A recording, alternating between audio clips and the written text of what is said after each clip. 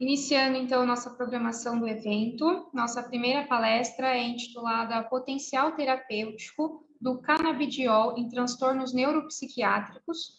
Ela será proferida pelo professor Dr. Francisco Silveira Guimarães, professor titular da Faculdade de Medicina de Ribeirão Preto, docente dos programas de pós-graduação em Farmacologia e Saúde Mental na Universidade de São Paulo, Ribeirão Preto, e moderado professor Dr. Fernando Augustus Grinardi Garcia, professor do curso de Medicina da Universidade Federal de Mato Grosso, campus Sinop, médico neurologista, formado pela Pontífice Universidade Católica do Paraná, formação em neurologia pela Santa Casa de São Paulo, membro titular da Academia Brasileira de Neurologia, afiliado à World Federation of Neurology, formação em Neurofisiologia Clínica pela Universidade Federal de São Paulo e membro efetivo da Sociedade Brasileira de Neurofisiologia Clínica. Formação em Cefaliatria pela IS Master School in Riyadh, membro da Sociedade Brasileira em Cefaleia e membro da International Riyadh Association. Nesse momento, agradecemos imensamente, então, a participação do professor Francisco e professor Fernando. Nesse momento, passo a palavra ao professor Fernando para conduzir, então, a sessão. Professor Fernando, a palavra é sua. Ok, boa noite a todos. É uma satisfação estar aqui, junto com todo o corpo docente, todas as autoridades que aqui representaram e representam o nosso campus, desse terceiro encontro científico da Universidade Federal do Mato Grosso, aqui na nossa cidade, Sinop. Eu creio que isso vem alimentar e realmente vem a enriquecer a todos nós, de uma forma muito gratificante de conhecimentos, estando aberto para conhecimentos e para aplicabilidade em nossas práticas clínicas e de formação acadêmica. Agradeço o convite ao professor André por estar moderando este momento e gostaria de introduzir, de fato, o professor Dr. Francisco Silveira Guimarães. Professor Dr. Francisco, ele possui graduação em Medicina pela Universidade Federal do Rio Grande do Sul e doutorado em Farmacologia pela Universidade de São Paulo. Atualmente é professor titular da Faculdade de Medicina de Ribeirão Preto, da Universidade de São Paulo. Tem experiência na área de farmacologia, com ênfase em neuropsicofarmacologia, atuando principalmente nos seguintes temas: óxido nítrico, ansiedade, glutamato, serotonina, canabinoides, que é onde é o foco hoje do nosso papo, estresse. É orientador dos programas de pós-graduação em farmacologia e saúde mental da Faculdade de Medicina de Ribeirão Preto, USP, e membro titular da Academia Brasileira de Ciências e da Academia de Ciências do Estado de São Paulo. Então, é um prazer e uma honra, professor Francisco, compartilhar dos seus conhecimentos nesta noite. Quero deixar também claro aqui um pouco, antes de passar a palavra para o senhor, a todos os nossos ouvintes e participantes que possam emitir as suas perguntas no chat. Por favor, fazer um processo de diferenciação, se for pergunta ou se for apenas um comentário, para facilitar a distribuição e o manejo quando nós iremos bater um papo posteriormente.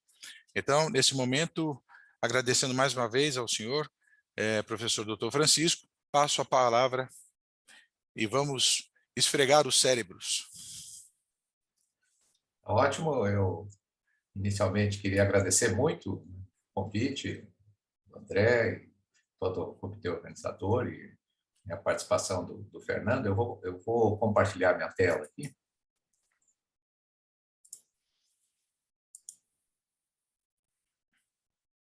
Ótimo. Estão todos enxergando? Então, tá certo. Então, é realmente uma satisfação poder conversar com vocês aí nesse próximo 1 hora, 40 minutos, na verdade, será a minha palestra, mas depois teremos aí a discussão. e falar de um tema que eu gosto e que eu comecei a investigar aí mais de 30 anos e tive a sorte de conhecer aí os pioneiros dessa área, né?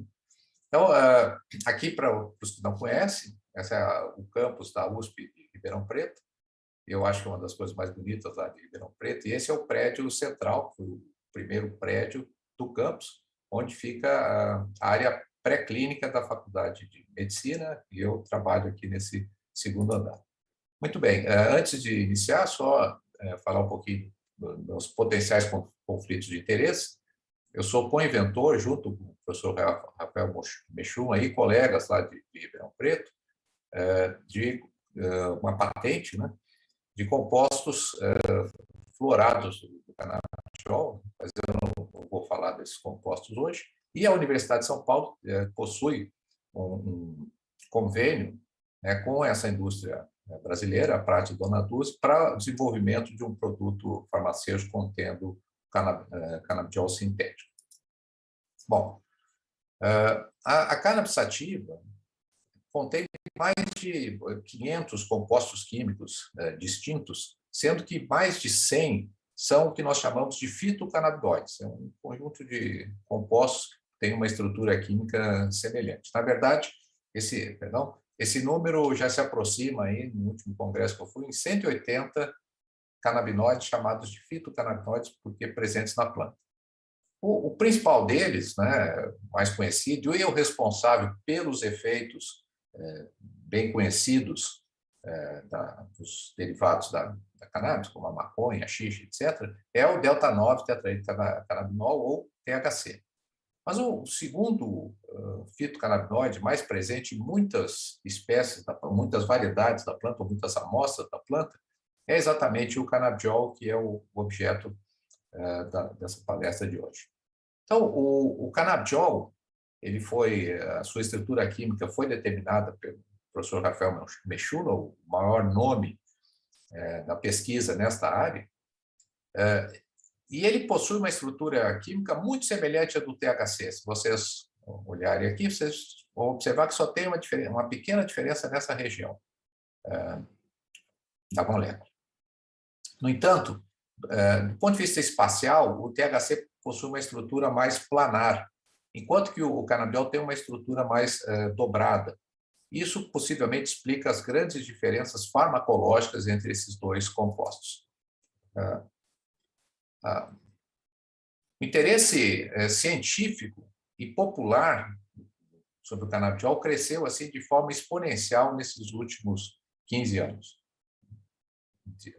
Lembrando que eu comecei essa pesquisa lá em torno aqui de 1990, né? Naquela época ninguém falava de canabidiol, apresentava um trabalho de canabidiol no congresso, o pessoal ficava lá perguntando o que é isso, etc. Então, aqui é um artigo de revisão que nós publicamos, mostrando o número de trabalhos científicos contendo a palavra canabidiol na literatura, no PubMed, e aqui são procuras no Google, né, por itens contendo canabidiol em comparação com todos os itens de saúde. Isso aqui apenas no ano de 2019. Aqui é a procura anual.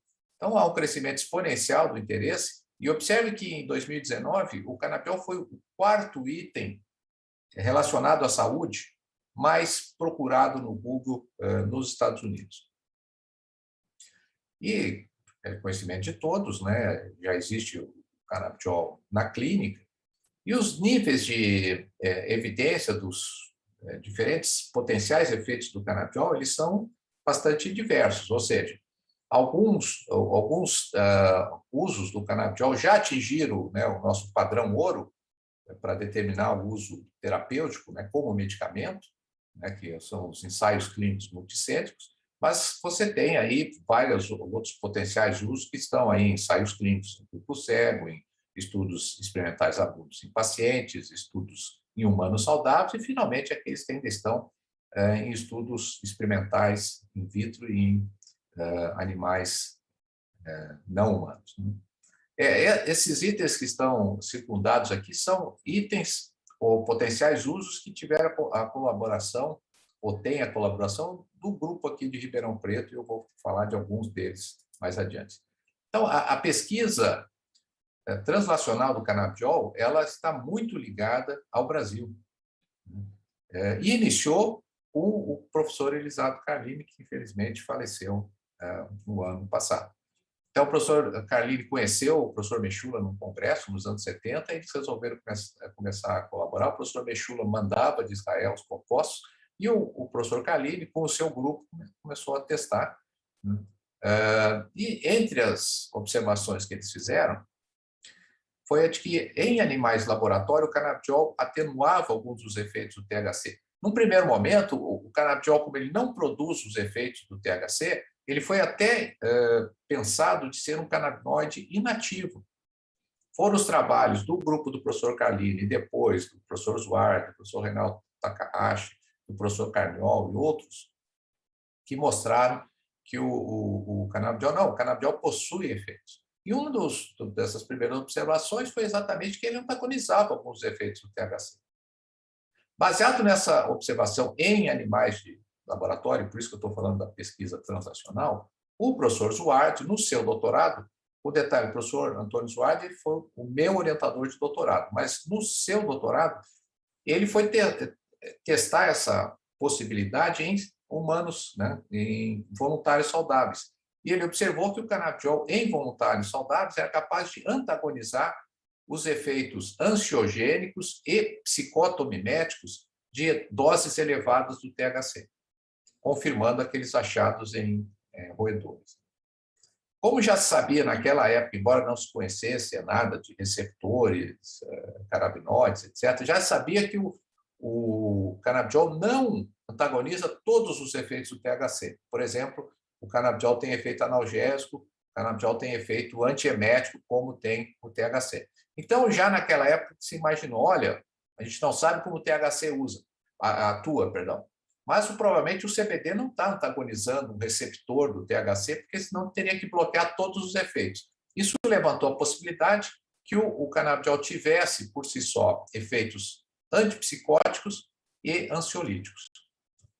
E aí a pesquisa seguiu, o professor Zuardi veio para Ribeirão Preto, depois foi ser meu orientador, e depois nós, né, nos juntamos a essa pesquisa, começou a investigar essa possibilidade, primeiro em relação aos efeitos antipsicóticos, em modelos pré-clínicos, sensíveis a drogas antipsicóticas. Por exemplo, essas estereotipias induzidas por agonistas dopaminérgicos, são esses movimentos repetidos, né, que fazem parte do repertório comportamental do animal, mas que são repetidos de forma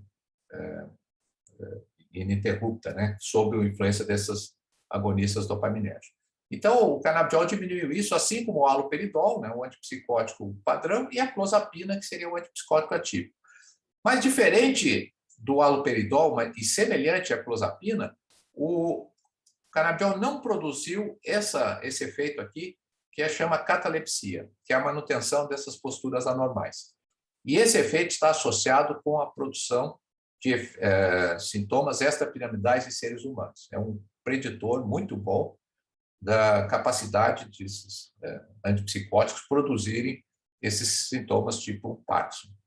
Então, esses estudos pré-clínicos sugeriram, olha, o canabidiol parece funcionar como um antipsicótico ativo.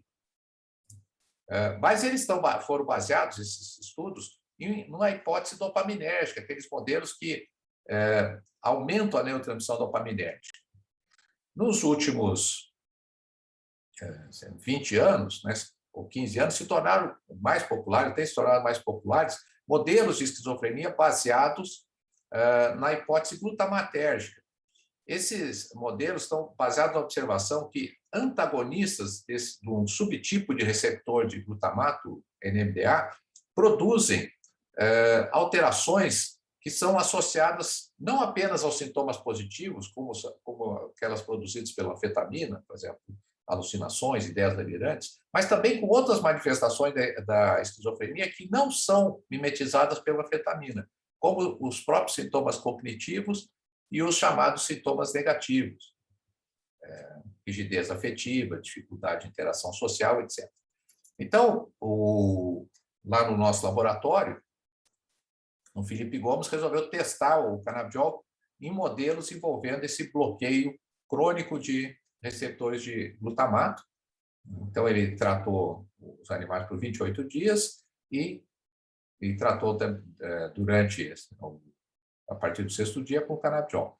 Então, ele observou, por exemplo, que esses animais tinham uma deficiência, apresentavam uma deficiência de interação social, algo associado com sintomas negativos. Isso era prevenido pelo canabidiol e pela clozapina.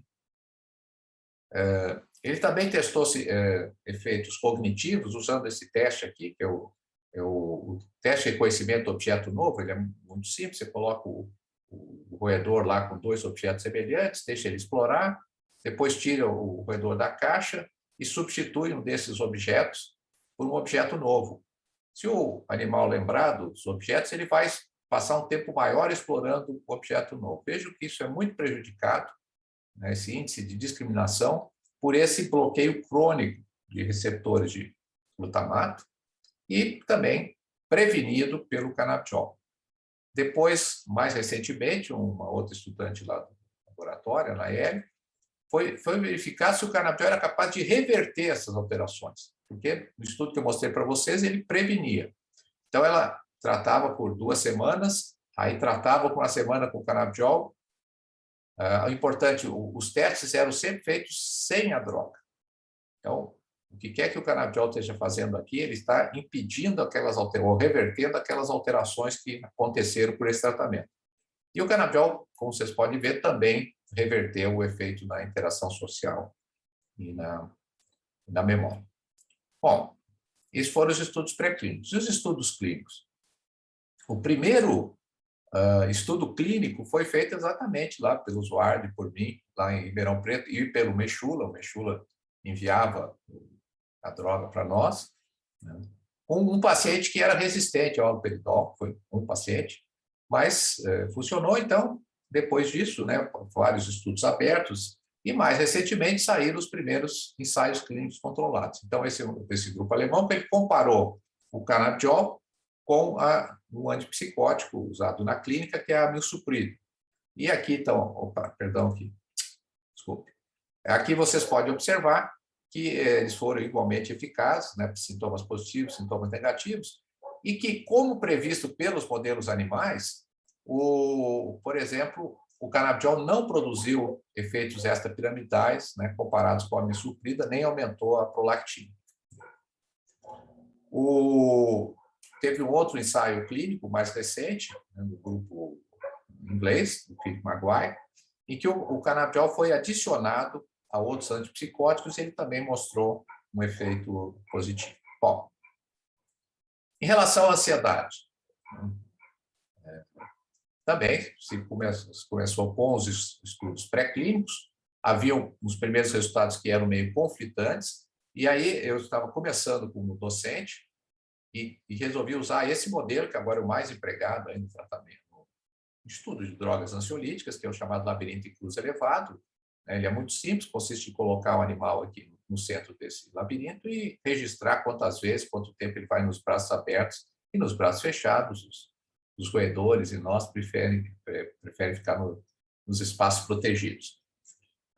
Isso aqui, o que vocês estão vendo, é a percentagem de entradas nos braços abertos em relação ao total, e vocês podem ver que o canabidiol aumentou. Então, esse é um efeito ansiolítico, muito claro.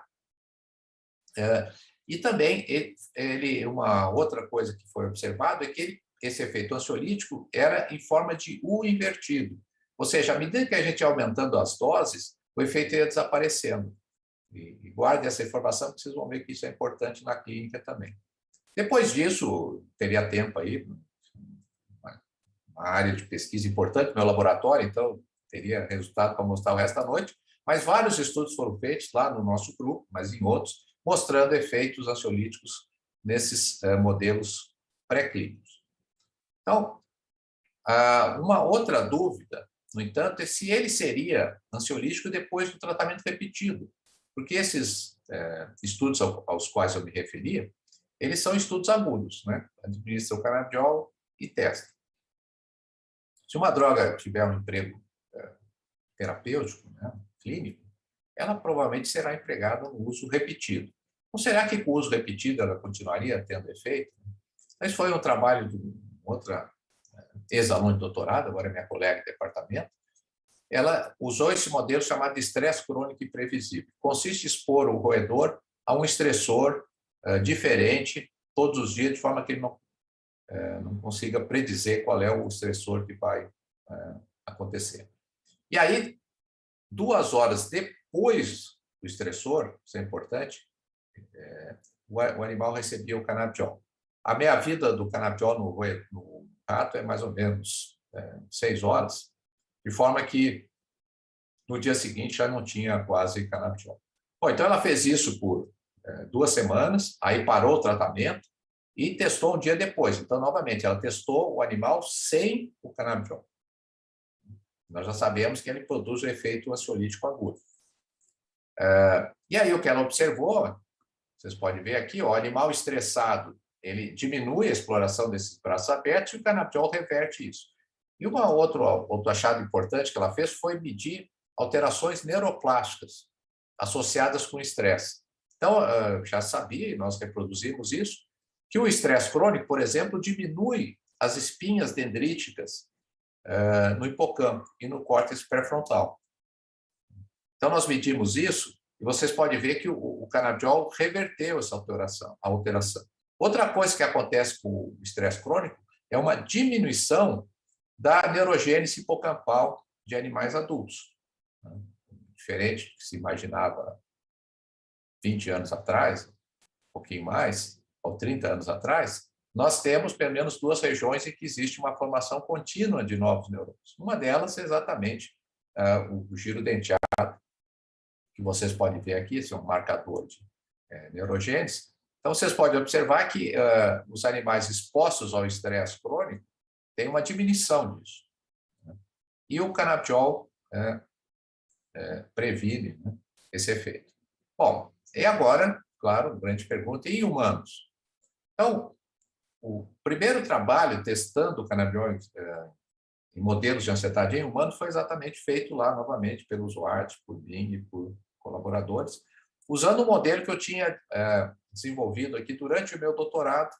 O meu doutorado foi voltado para investigar a serotonina na ansiedade, que é uma simulação de falar em público. Então, o voluntário, ele, claro, é informado do que vai acontecer, etc., e é informado que durante o procedimento vai ser solicitado a ele que faça uma tarefa didática que ele está acostumado a fazer desde que entrou na escola, mas exatamente como será essa tarefa ele só vai saber um pouco antes para não se preparar. Então, isso aqui é uma escala que a gente, de autoavaliação, que a gente media a ansiedade, ele recebia aí os tratamentos, né, entre eles o canabidiol, esperava, né, então essa é a medida pré-estresse, e aí a gente colocava esse sistema de vídeo, onde a gente passava as instruções explicando, olha, terminado esse vídeo, você vai ter 2 minutos para pensar sobre um tema, o tema pode ser variado, e aí depois você vai ter que fazer um discurso de 4 minutos em frente a essa videocâmera, vendo a sua imagem, e depois esse vídeo vai ser analisado.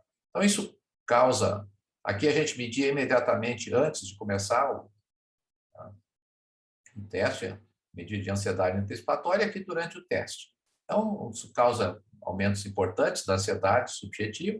Isso foi antagonizado pelo canabidiol.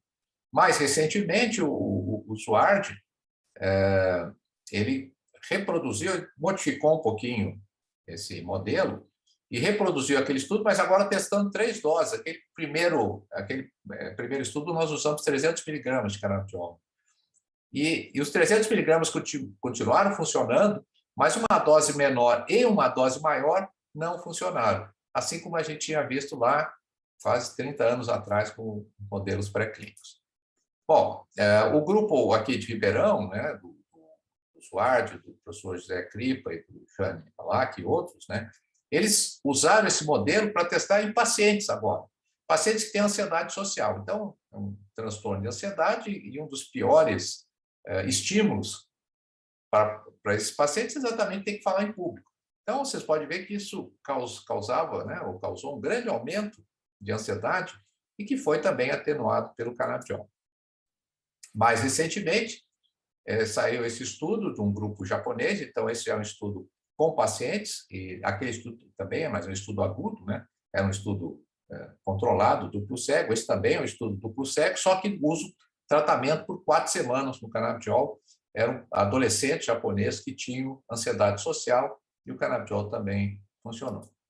E mais recentemente, o grupo aqui de Ribeirão resolveu testar o canabidiol frente a todo esse estresse e síndrome chamada de burnout, produzidos em profissionais de saúde que estavam, né, ainda estão, alguns deles, na linha de frente do combate da Covid-19. Então, esse foi o estudo piloto, né, um estudo aberto, mas houve uma redução importante, né, depressão, insônia, ansiedade, etc.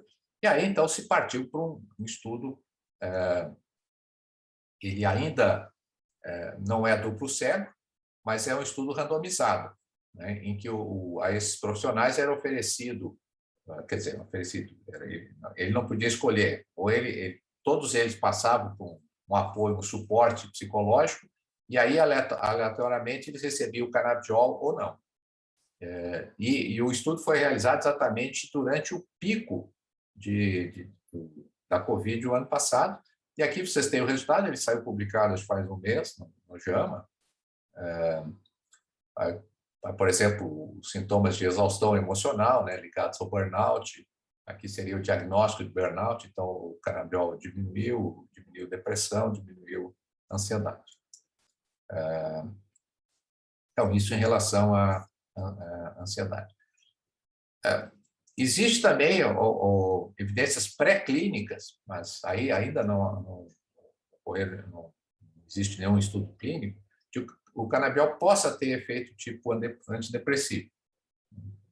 Aqui, nesse nosso estudo, né, ele diminuiu os sintomas de depressão, mas esses pacientes não tinham depressão. Né? Vou frisar isso. E o primeiro estudo sugerindo isso foi exatamente realizado lá no meu laboratório, né, pela Samia.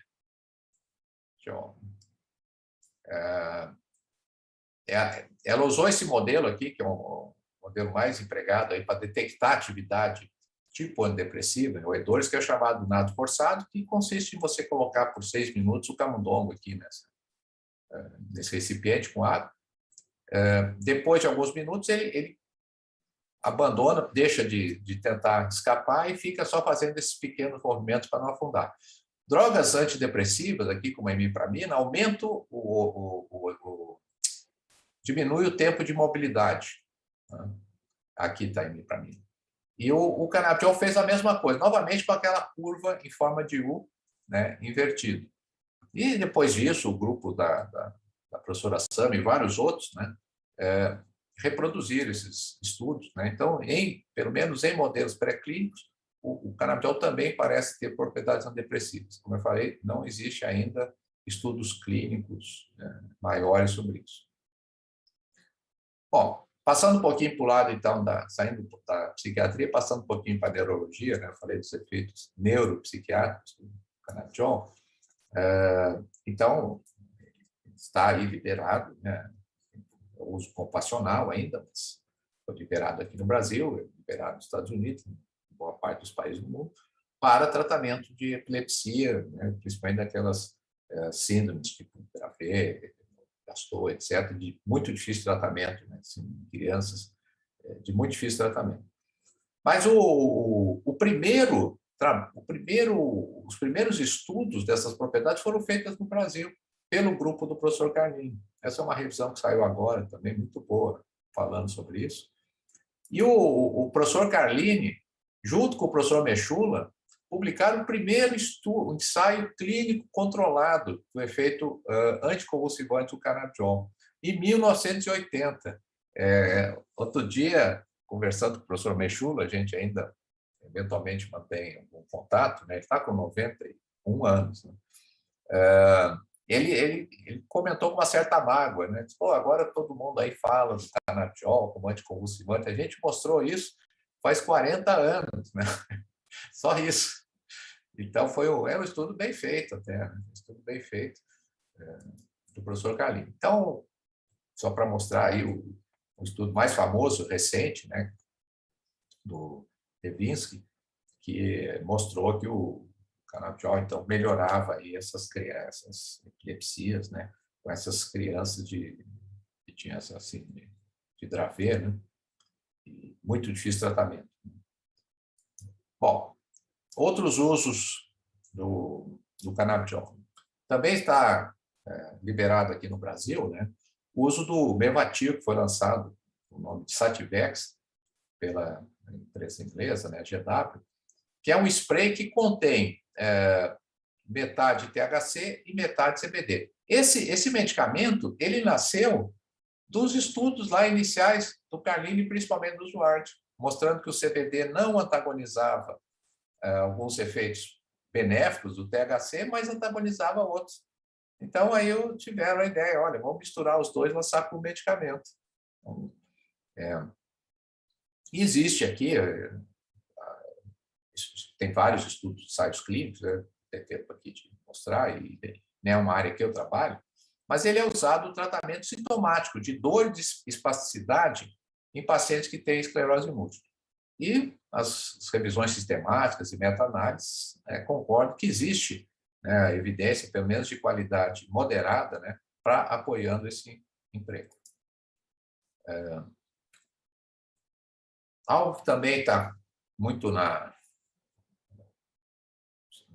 não chega na mídia, mas está muito popular e sempre pergunta, etc., é o potencial uso do canabidiol para autismo. Então, aqui o meu comentário é assim, existem estudos pré-clínicos sugerindo isso, e existem alguns estudos abertos, etc., né, relatos de caso, mas ainda faltam ensaios clínicos controlados. Eu sei que existem alguns que estão aí em desenvolvimento, então talvez daqui a algum tempo a gente tenha uma resposta se ele poderia ter algum efeito benéfico em autismo, né? Também, vários estudos pré-clínicos, e aqui também teriam muito tempo para falar sobre isso, né? Mas vários estudos pré-clínicos sugerem que o CBD poderia ter efeito neuroprotetor em vários transtornos neurológicos. Por exemplo, isquemia cerebral. Esse aqui são estudos feitos aqui pelo Maringá, a professora Rúbia de Oliveira, muito interessante. Ela faz oclusão, né, da carótida e da vertebral, perdão, e trata depois os animais, né, durante e depois com o canabidiol, vê uma diminuição da morte neuronal e uma recuperação funcional muito maior, etc., né? Existem estudos com modelos de Alzheimer, né? Sabe que ele reduz, por exemplo, a ativação microglial, né, em modelos de Alzheimer, reduz a morte neuronal em células de cultura induzida por metamiloide, né? E também em doença de Parkinson, né? Parkinson, claro, o Parkinson experimental, né? Por exemplo, induzida por essa toxina, que é letal para os neurônios dopaminérgicos, né, da substância nigra. Você injeta essa toxina na substância nigra ou no feixe prosencefálico medial e acaba causando no roedor alterações motoras semelhantes ao Parkinson. E o canabidiol protege. Agora, um aspecto que é muito importante no Parkinson são os aspectos, os sintomas não motores, que, inclusive, precedem os sintomas motores. E a importância desses sintomas não motores, né, que incluem sintomas psiquiátricos, mas também problemas de sono, etc., eles não respondem bem à terapia de reposição dopaminérgica e não têm tratamentos eficazes, né, bem descritos. Então, o grupo lá de Ribeirão Preto, né, do professor Cripa, Suarte, Jane, etc., eles fizeram agora um ensaio clínico, né, com pacientes com Parkinson, avaliando exatamente essas questões de qualidade de vida.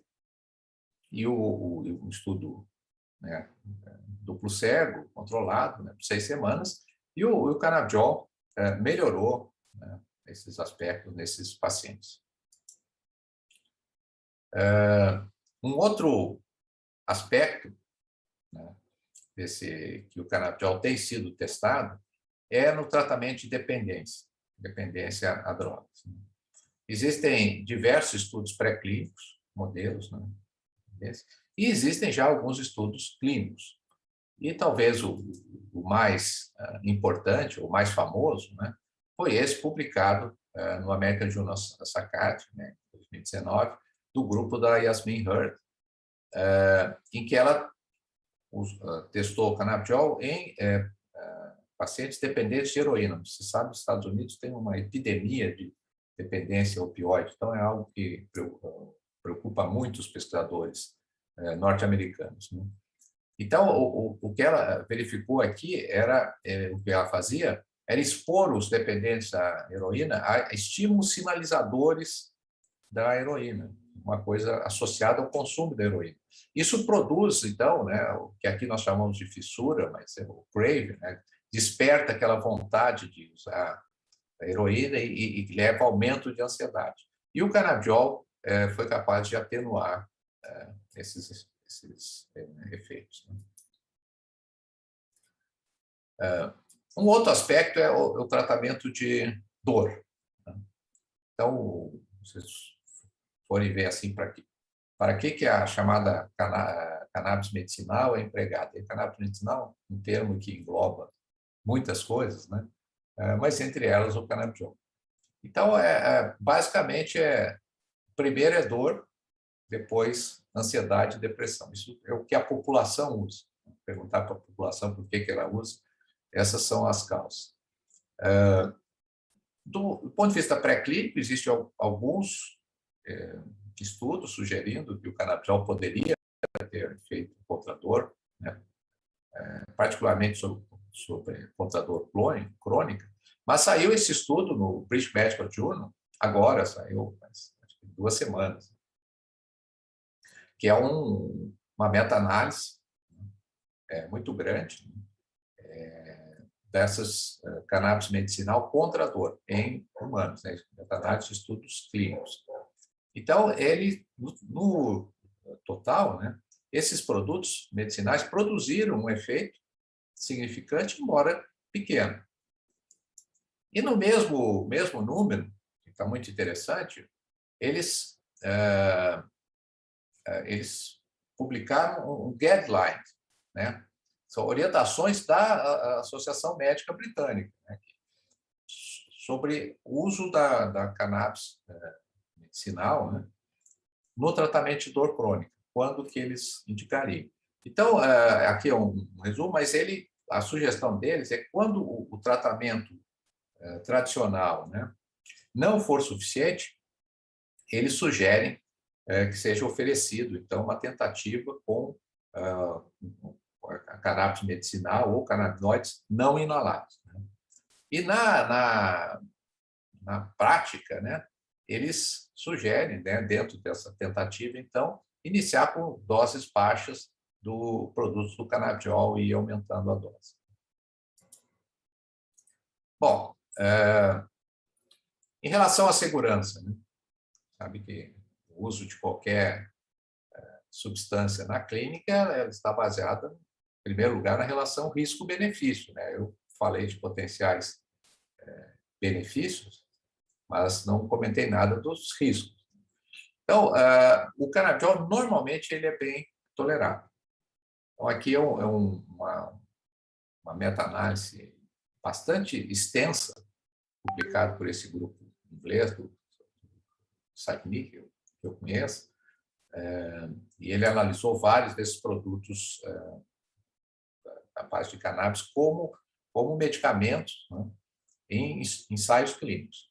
Em relação ao canabidiol, né, eu só destaquei a parte do canabidiol, ele foi bem tolerado em pacientes com mais de 50 anos, né, que era o foco dessa meta-análise, né, e não foi diferente do placebo, né, nesse estudo.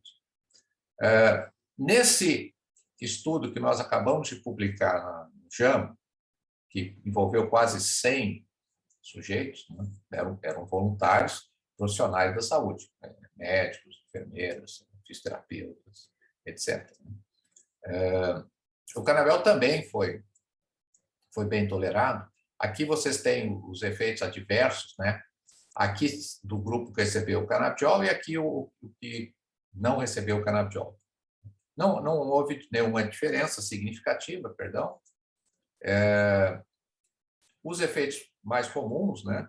Sonolência, fadiga, aumento de apetite, diarreia, ganho de peso e letargia. Agora, efeitos considerados sérios, né, pelos pesquisadores, né, mas que todos regrediram após a parada do tratamento, foi o aumento de enzimas hepáticas, né, mais de 3 vezes o valor normal. Isso aconteceu em 4 pacientes, 4 de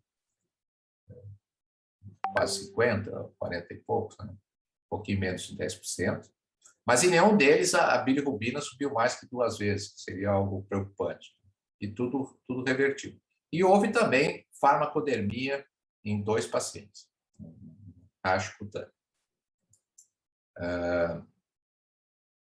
E essa aqui foi uma revisão sistemática que o grupo lá fez, voltado a efeitos adversos sérios, que levaram, por exemplo, à parada do tratamento, publicado na literatura. Então, esses efeitos sérios, né, foram encontrados, foi exatamente aumento de transaminases, rachos cutâneos, a mesma coisa que a gente observou, só que, né, no nosso caso não foi necessário, bom, no caso do racho foi necessário parar o medicamento, num deles, né. Também, assim, o status epilético, aumento de convulsões foram relatados, letargia, pneumonia e houve uma morte. Agora, o que nós observamos é que esses efeitos adversos eles estavam associados basicamente ao emprego do canabidiol na epilepsia. Lembrando que, então, eles são empregados para esse tratamento dessas epilepsias de difícil duração e que são pacientes que usam vários fármacos. E eles estavam particularmente associados também ao uso de drogas antiepiléticas. E aí isso nos traz a um problema do canabidiol, que ele é um potente inibidor de enzimas hepáticas do citocromo P450, com a CYP3A4, por exemplo, que também metabolizam muitos desses anticonvulsivantes, por exemplo, o clonazepam. Então, frequentemente, esses efeitos sérios eles aconteceram naquelas crianças que estavam usando clonazepam e passaram a usar clonazepam ou outro anticonvulsivante, ou vários outros anticonvulsivantes, e usaram o canabidiol. Então, isso eu lembrar que essa é uma possibilidade, essa questão de interação pode ser um problema com o canabidiol também. Bom, um problema adicional no uso do canabidiol na população é a fonte do canabidiol. Então, esse foi um estudo publicado lá, feito lá também pelo CRIPA, pelo Zwart, etc., analisando amostras de extratos usados aqui no Brasil contendo o canabidiol, que vem de fontes nem sempre muito confiáveis. Então, vocês observam que esses extratos que seriam de canabidiol e são usados, estavam sendo usados em crianças, né, com essas síndromes epiléticas, né? Muitos deles continham uma quantidade grande de THC. E aqui, por exemplo, é um caso que eles observaram de uma clara intoxicação por THC. Essa criança está com olho vermelho, né, conjuntivite muito típica produzida pelo THC, né? Estava usando um extrato que tinha 4% de THC. Isso é muito elevado, né? Particularmente porque são empregadas doses altas do canabidiol, são 20 miligramas por quilo, 10 a 20 miligramas por quilo de paciente, né? Quando foi trocado por uma outra preparação que não tinha THC, esses efeitos desapareceram. Então, os contaminantes nesses óleos de canabidiol que não tem uma origem farmacêutica controlada é algo que também deve preocupar, não pelo canabidiol, mas pelos contaminantes. Bom, só para encerrar, e na verdade essa é uma das principais linhas de pesquisa do laboratório, mas está fora do escopo dessa apresentação e nós precisaríamos mais umas 2 horas para falar sobre isso. Eu mostrei vários potenciais efeitos do canabidiol. Vocês devem estar imaginando, bom, como é que o canabidiol faz isso, né? Então, isso aqui foi um simpósio que teve lá na Inglaterra que, né, eles até perguntaram, existe alguma coisa que ele não faça, né? Não melhora a calvície, por exemplo, posso garantir para vocês. Mas o canabidiol, para mim, que sou um farmacologista, é como se fosse uma verdadeira Disneyland. Por quê? Porque se você vai na literatura, quais são os mecanismos potenciais do canabidiol? Vocês vão encontrar algo como isso aqui. Mais de 60 alvos terapêuticos que foram descritos por estudos in vitro, por exemplo, células em cultura, etc. Você vai lá, mede a afinidade do canabidiol por um receptor, por outro receptor, se ativa, se não ativa, inibe uma enzima, etc. Então, existe uma quantidade muito grande de estudos com esses objetivos da literatura e vários alvos foram determinados, mais de 60. Né? Enzimas, receptores, transportadores. Agora, esses alvos foram, como eu já mencionei, descritos por estudos in vitro. Então, a pergunta que a gente tem que responder no laboratório é assim, quais os mecanismos in vivo responsáveis por esse? Aqui é um sumário, mais ou menos,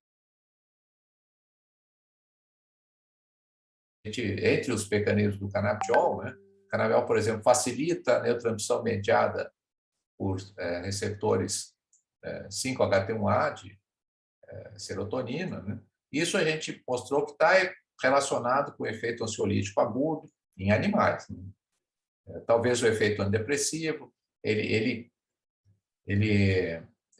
aumenta diretamente as quantidades do endocannabinoide, chamado anandamida, isso possivelmente está relacionado com esse aumento de neurogênese, com o efeito estresse crônico. Ele tem outros efeitos, né? Talvez o efeito antipsicótico. Ele tem um potente efeito anti-inflamatório. Atualmente, a inflamação está envolvida aí com uma boa parte dos transtornos neuropsiquiátricos. Então, uma parte importante dos efeitos crônicos do canabidiol pode decorrer dessas propriedades anti-inflamatórias que também envolvem diferentes mecanismos. Uma possibilidade que foi publicada agora recentemente, eu conheci esse grupo, eu discuti com eles, um grupo australiano, exatamente as viagens antes da pandemia, né? Nós discutimos essa possibilidade e eles publicaram agora. O canabidiol, ele é muito lipossolúvel. E discutindo, por exemplo, essa questão de facilitar a neurotransmissão por aqueles receptores 5-HT1A, diz, olha, ele não é um agonista, ele não é aquela substância que se liga no receptor e ativa. E essa era a minha opinião, foi a opinião deles. Tá? Olha, é muito provável que ele deve entrar na membrana e aí modificar a conformação do receptor e facilitar a ação da serotonina. E eles mostraram que exatamente o canabidiol se liga a um sítio do colesterol que está associado a muitos desses receptores. Então, ele tem em comum esse alvo onde o colesterol se liga na membrana e onde ele se liga.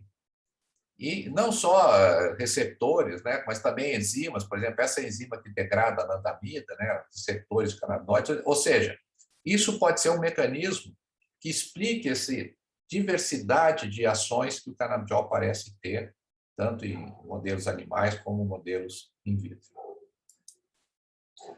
E eu queria terminar, então, essa apresentação, para depois a gente discutir, tirar alguma dúvida, tentar esclarecer eventualmente alguma dúvida que vocês têm, com essa observação que eu achei muito interessante, da Yasmin Hurd, aquela que publicou aquele trabalho, né, do canabidiol no tratamento da dependência à heroína. Que o canabidiol opera de uma forma suave, né? Talvez essa seja a razão de que, apesar de ter todo esse potencial, esse número muito grande de alvos farmacológicos, né? E você deveria esperar, então, que ele produzisse muitos efeitos colaterais, ele, como falei, usualmente bem tolerado pelos pacientes, né? Porque ele não faz nada dramático, né? Não ativa ou bloqueia um receptor, mas ele modula, né? Ele faz um ajuste fino desses diferentes sistemas. E com isso eu encerro e encerrar, que gostaria de agradecer aí a todos o pessoal que eu tive o prazer de colaborar, estudantes, mas pesquisadores, né? Destaque aí o meu orientador, né? O professor Duarte, o professor Mechula e vários outros. Então, obrigado aí pela atenção de vocês. Eu vou interromper o compartilhamento agora e aí posso responder perguntas aí, se houver.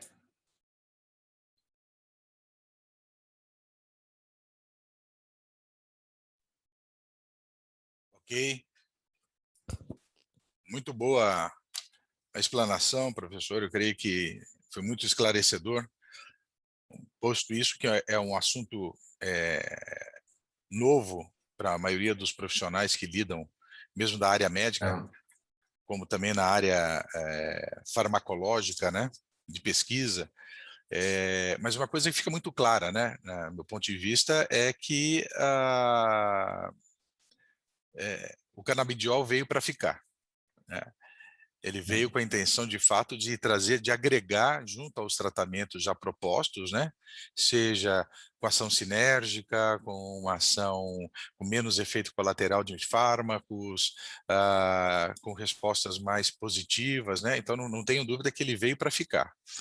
O que eu acho que fica muito ainda, talvez eu como atuando do outro lado da mesa, né? Ou seja, no sentido já lidando com o paciente,